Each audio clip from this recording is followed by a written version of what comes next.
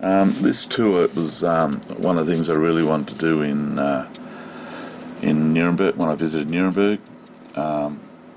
The tour was in German, but they did speak good English. But you're giving an audio head guide in English that you press a button when you get to a certain number, and then it beeps and you hear the explanation. The tour leaves from the old town hall, which is located right next door to the new rat house or the new town hall. The tour goes every hour and lasts about 30 minutes, half hour, something like that.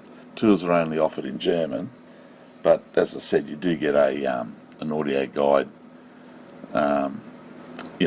that's in English.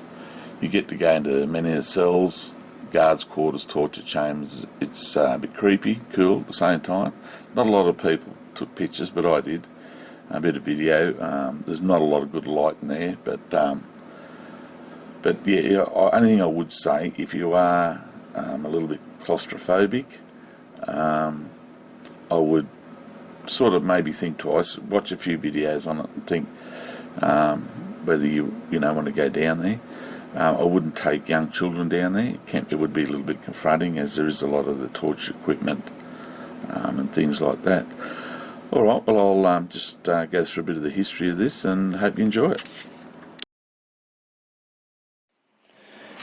In the basements of the old Nuremberg town hall, there is a museum of medieval dungeons, which consists of historical dungeon prison cells which have been used since the 14th century for interrogations and detentions of prisoners before their execution. 12 small cells and a torture chamber provide a visual introduction to the picture of the jurisdiction of the city of the past centuries. The condition of the prisoners' detention was appalling. Prisoners could spend several days in one of the 2 by 2 metre cells bound in complete darkness. The equipment in the cells was meagre. The floors, ceilings and walls were covered with wooden boards.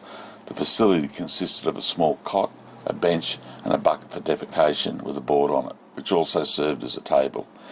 In winter there was an additional heater. The prisoners themselves had to pay for food, accommodation and any necessary medical care during their detention in the cells. Beggars were fed at the expense of the charity or at the expense of the city. Some cells were intended for prisoners of a certain type. In cell number 11 there's a red rooster, a symbol of arson. In cell number 12 there's a black cat, which indicates a slander. The torture chamber, called the chapel because of its size and as if mocking the prisoners, gives an idea of how the accused were tortured and interrogated at the time. A famous prisoner was a German sculptor, Faith Stoss. I visited this dungeon on a walking tour.